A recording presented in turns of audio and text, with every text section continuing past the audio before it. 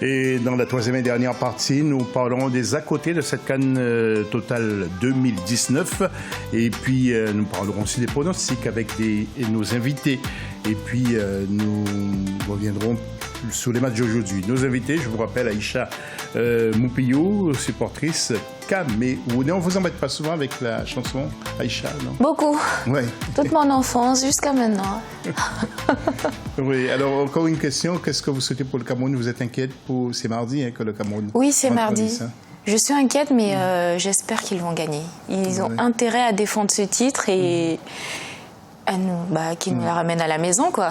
Mais je ne vois pas beaucoup les fans camerounais. J'ai l'impression qu'ils sont plus calmes, plus sages, ou bien ils sont dans l'attente. On est dans l'attente. Ouais. Parce que franchement, on peut s'attendre à tout avec cette équipe. Ah ouais. On ne s'attendait pas à ce qu'ils fassent une grève concernant les primes.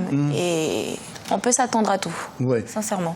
Elton, vous, on connaît déjà, vous êtes un peu amer sur le premier match de Florent Ibenge. Ça nous a fait un peu de peine quand même, de voir Florent dans quel état il était, parce qu'il ne s'attendait pas non plus, il était surpris. J'ai l'impression qu'il était dans un rêve, quoi. Oui, il est surpris, mais maintenant quand on a un regard extérieur, on n'est pas surpris. À partir du moment où les qualifications étaient très compliquées, on parle d'une équipe qui n'a gagné que 2 matchs sur 6, donc ça démontre bien que c'était très très insuffisant quand on parle de la République démocratique du Congo. La préparation n'a pas été idéale avec les matchs amicaux, notamment face au Kenya, où tu égalises, mais sur une erreur du gardien adverse. Il est surpris parce qu'il prépare une équipe depuis fin 2017 pour cette qualification pour la CAN. On arrive sur le premier match et il n'y a rien qui sort. La défaite fait partie du sportif, mais c'est la manière qui a été très décevante et il a été très touché à juste titre. Ouais, et puis donc je vous rappelle aussi pour l'interactivité, si vous voulez faire comme Elton, notre invité, vous réagissez sur nos réseaux sociaux pour apporter vos critiques sur les équipes, sur les matchs que vous avez vus, vos observations aussi, et puis les pronostics. Donc réseaux sociaux, je rappelle, pour Facebook Africa 24 TV, sur le Twitter avec le hashtag Africa 24. Nous attendons vos nombreuses réactions qui seront communiquées bien entendu à l'antenne d'Africa 24. Nous allons feuilleter les pages encore de ce magazine et nous vous rappelons que le VAR fera son apparition lors des quarts de finale de cette Coupe d'Afrique des Nations. Des précisions avec Marcel Farba-Maroun. Le président de la CAF, Ahmad, l'a annoncé au cours de la traditionnelle conférence de presse d'inauguration de la CAN, jeudi 20 juin 2019. L'assistance vidéo à l'arbitrage, plus connue sous le sigle anglais VAR, fera son apparition à partir des quarts de finale de la CAN. Selon le patron du football africain, après discussion et concertation avec les techniciens, le comité exécutif de la CAF, qui a hésité entre les demi-finales et les quarts de finale, a finalement choisi les quarts de finale pour instaurer cette technologie. Une technologie qui n'en finit plus de faire parler dans le monde avec des décisions assez litigieuses et le temps que le visionnage pourrait prendre. Dernier exemple en date, la finale retour de la Ligue des champions de la CAF entre l'Espérance sportive de Tunis et le Wydad Athletic Club. La rencontre avait été interrompue 1h30 durant, après que les Marocains aient refusé de revenir sur le terrain, justement à cause d'un dysfonctionnement de la VAR. Ahmad s'est tout de même voulu rassurant que tout est prêt pour que la famille du football africain se retrouve en Égypte pour cette toute première Coupe d'Afrique à 24 équipes. Est-ce que vous avez l'impression, Aïcha, que ça affaiblit le rôle de l'arbitre, la VAR? Énormément. Du coup, l'arbitre, il va paraître vraiment inexistant sur les matchs, à part juste quelques petits trucs, mais ça va complètement effacer le rôle de l'arbitre. Vous pensez que ça va être viable, ça va durer, la FIFA va continuer à utiliser cette VAR ou bien ça va s'arrêter un moment? Moi, je pense qu'il faut quand même continuer à l'utiliser, quand bien même je suis d'accord sur le rôle de l'arbitre, à savoir que c'est quelque chose, et c'est pour ça qu'à titre personnel, j'étais contre le VAR, à savoir que l'arbitre va devenir un subordonné, c'est-à-dire qu'il va plus vouloir prendre de décision, il va s'en référer à l'élément vidéo, et donc c'est quelque chose qui va pour moi à l'encontre de l'esprit, c'est-à-dire que l'arbitre, c'est le chef, l'arbitre est impartial. L'arbitre, il va prendre des décisions bonnes ou mauvaises, mais on doit accepter ça. Maintenant, pour moi, ça va continuer parce qu'il y a des enjeux économiques tellement importants qu'on ne peut pas l'enlever. Parce que c'est ça le nerf de la guerre, c'est les enjeux économiques, à savoir qu'une petite décision de l'arbitre peut impacter tout un tournoi. Et c'est en ce sens que ça va devoir continuer. Oui, alors justement, ça qui est embêtant aussi, Aïcha, c'est de voir qu'on l'utilise pour le premier tour, pour les huitièmes, et le VAR, ou la VAR, va faire son apparition pour les quarts de finale. Alors, est-ce que c'est juste? Est-ce que ça ne va pas peut-être créer plus d'incidents? C'est pour ça que moi, pour moi, c'est un peu bizarre à savoir elle est où l'équité. Je veux dire par là, s'il y a une équipe qui perd une qualification pour un 8e de finale à cause d'une erreur manifeste mais qui n'a pas le VAR, qu'est-ce qu'on fait? Ça va impacter toute la compétition, ça va ruiner le travail d'un sélectionneur qui travaille cette CAN depuis plusieurs mois et qui va sortir sur une erreur manifeste. C'est pour ça que moi je ne comprends pas cet enjeu, à savoir amener le VAR à partir des quarts de finale. C'est tout ou rien pour moi. C'est soit fallait le mettre soit dès les premiers matchs, soit pas du tout, tout simplement. Ouais. Nous allons enchaîner avec un retour sur Sénégal-Tanzanie. Décidément, de ce dimanche 23 juin, au Caire, à 19h, soit 17h GMT. Alors, les deux entraîneurs dont nous avons fait allusion, Aliou Cissé et Emmanuel Amuneke, se surveillent. Écoutez leurs déclarations respectives avant le match. D'abord, Aliou Cissé et puis Emmanuel Amuneke. Écoutez ce qu'ils ont dit.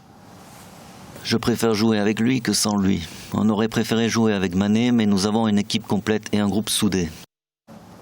Et nous allons écouter maintenant Emmanuel Amuneke, normalement. L'équipe devra sortir le grand jeu pour défier le Sénégal, l'une des meilleures équipes du tournoi. Déjà, c'est un honneur pour nous d'être présents à la CAN après 39 ans d'absence et ainsi faire partie du gratin du football africain. Jouer face à la meilleure équipe d'Afrique est pour nous qu'une motivation supplémentaire. Ce qui est important face au Sénégal, c'est que nous serons en forme pour jouer notre meilleur football.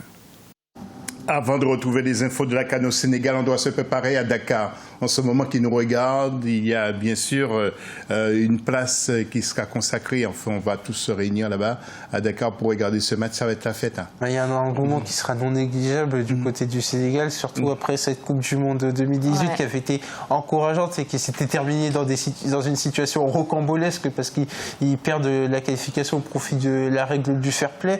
Mais pour en revenir à cette quête, c'est vrai que le Sénégal apparaît à juste titre comme l'un des favoris du tournoi. Donc c'est pour ça qu'il y a une ambition et une attente qui sera décuplée. Oui, à Yaoundé aussi on fait la fête, hein, lorsque le Cameroun joue. Les voitures, dans tout le Cameroun, hein. même les taxis arrêtent de circuler. Je ne sais pas pour les RDC, mais c'est vrai qu'Aïcha, là ce sont des fans aussi. Hein, oui. Ça.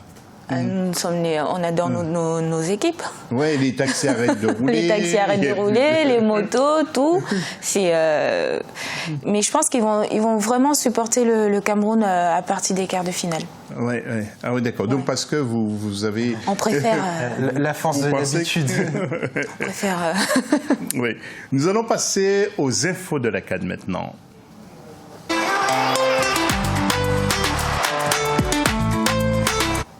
Alors tout d'abord, symbole de toute une génération et meilleur buteur de la sélection ghanéenne, Asamoah Gyan est désormais le capitaine général de l'équipe, revenu en sélection à la demande du président de la République du Ghana à la suite de l'annonce de sa retraite internationale et après avoir porté le brassard pendant 7 ans, l'attaquant avait vu André Ayew lui succéder, une situation dont il avait eu du mal à le digérer.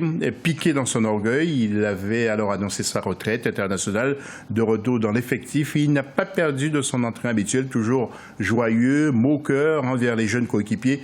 Il distille la bonne humeur, mais on le respecte. Ça, c'est important, hein, Elton.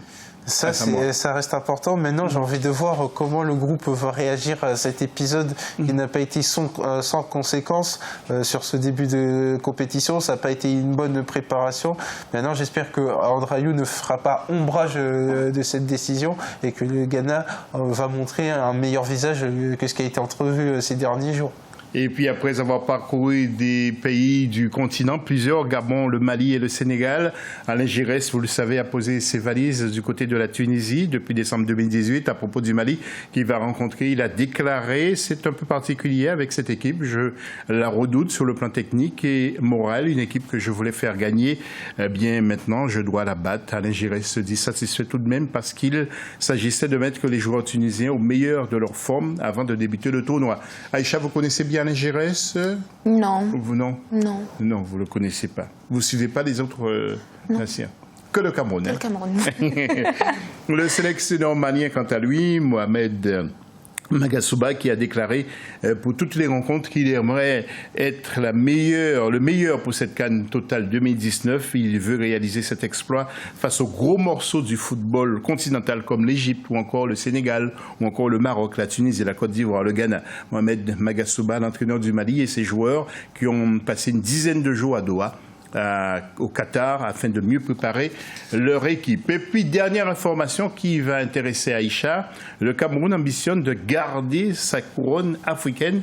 Après un long passage à vide, le Cameroun serait de retour aux avant-postes, dit-on. Le succès obtenu en finale en 2017 au Gabon face à l'Égypte a redoré l'image des Lions indomptables qui avaient connu des moments sans gloire, et avec un effectif remanié, vous le savez, à plus de 50%, l'ambition reste la même. La victoire au soir du 19 juillet, déjà quintuple vainqueur de la compétition, 1984, 1988, 2000, 2002, 2017, le Cameroun prétend à un 6e sacre. C'est sans doute aussi le rêve de Roger Mila et de nombreux supporters camerounais. Est-ce qu'il y a des joueurs qui vous ont marqué dans l'histoire du football camerounais, Aïcha? Samuel Eto'o. Oui. C'est un très très grand joueur, surtout international partout. Ouais. Il est assez admirable, donc c'est vraiment le joueur qui m'a marqué le plus et qui continue de me marquer par rapport à tout ce qu'il fait, par rapport à l'équipe du Cameroun. Et c'est vraiment... Nous allons faire un clin d'œil maintenant aux affiches de ce lundi 24, c'est-à-dire demain lundi en groupe D. Il y aura Côte d'Ivoire contre l'Afrique du Sud à 16h30, 14h GMT. En groupe E, il y aura à 19h, 17h GMT Tunisie, Angola.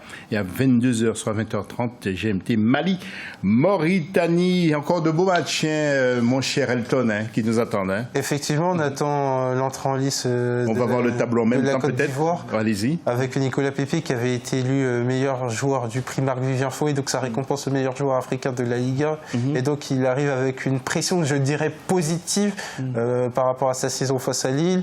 Ensuite, on a le Mali qui va entrer en lice, et donc ça ne sera pas un match très évident. Et la Mauritanie, parce qu'à Mauritanie, il y a un travail de fond qui est mené par Corentin Martins, et moi j'apprécie énormément ce travail de fond, parce qu'on parlait de petites nations qui étaient vues comme de petites nations, mais qui travaillent dans le secret, qui travaillent dans l'ombre, et ce travail est amené à être grandi par des performances, et pourquoi pas dès lundi. Oui, avant de voir d'écouter vos pronostics, il y a Côte d'Ivoire aussi contre l'Afrique du Sud. Moi, j'ai l'impression que la Côte d'Ivoire n'est pas encore très très en forme, même s'il y a de bons éléments, Aïcha. Mais j'ai l'impression que la Côte d'Ivoire, il manque un truc collectif, l'esprit de groupe. C'est toute la difficulté, parce qu'on l'a vu notamment lors des matchs de qualification, ça avait été quand même difficile par rapport aux standards qu'on attend de la Côte d'Ivoire, à savoir la Côte d'Ivoire, c'est une équipe qui est importante sur le continent africain. On parle d'une équipe qui était championne d'Afrique il y a moins de 4 ans, et donc en ce sens, on a la sensation d'avoir un amas d'individualité. Là, on devrait avoir une équipe cohérente et qui fasse peur à tout le continent. On en est loin encore, mais c'est amené à progresser. Oui. Alors, Aïcha et Elton, tous les téléspectateurs vous regardent en ce moment et attendent vos pronostics. Tout de suite, nous allons passer à vos pronostics après ça.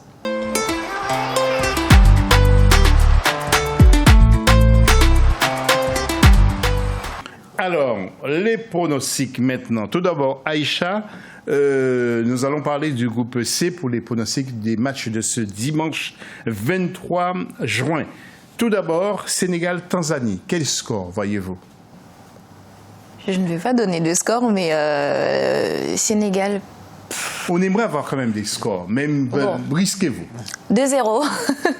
Pour le Sénégal. Pour le Sénégal. Algérie-Kenya. 1-0. Pour qui? Pour l'Algérie.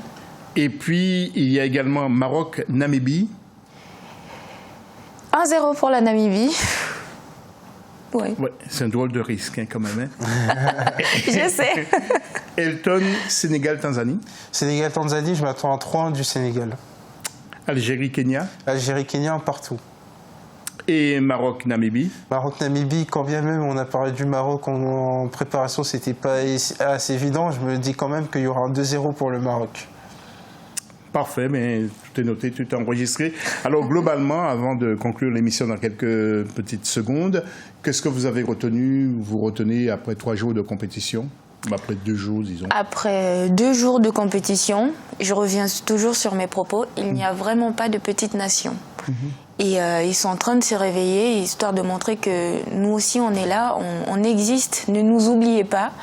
Et cette CAN réserve bien des surprises. Ouais. notamment après le match de RDC. Oui. Vous, après 2 jours de compétition, Elton, que retenez-vous justement? Alors déjà, je vais retenir la qualité des pelouses qui est très intéressante parce que j'aime à penser qu'une compétition se doit d'avoir de belles pelouses. C'est comme ici, on travaille dans de bonnes conditions et donc si on travaille dans de mauvaises conditions, forcément ça impacterait notre travail. Là, il n'en est rien pour l'instant et je touche du bois pour que ça continue tout au long de la compétition.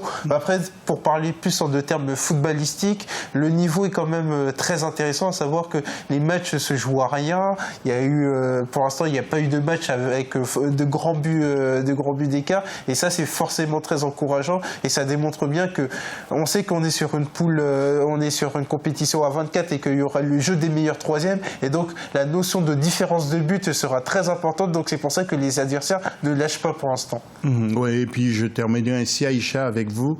Vous voyez le Cameroun en quart, hein, vous l'avez dit. Hein. Ah oui. Le Cameroun en filles, chez les filles. Hein. Ah, chez les filles, oui. Oui. J'espère. Devant l'Angleterre quand même. Hein. Oui. Ouais. J'espère.